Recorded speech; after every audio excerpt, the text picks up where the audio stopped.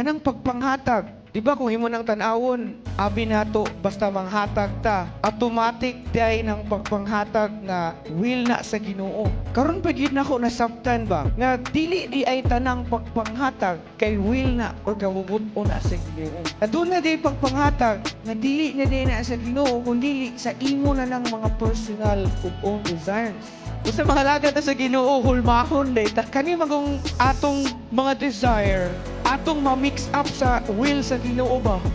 Will na ni Lord. God's will for me. Check it na, is it still the will of the Lord or nag-convert na siya sa imong own desire? A quick example for this, like mga charity works, ministry sa gawas, wala ka nga para po sa kaayuhan, no? Para ni sa pagsangyan sa Ginoo. And then, di ay to kadugayan, dili na di ay na para sa iyang kahimayaan.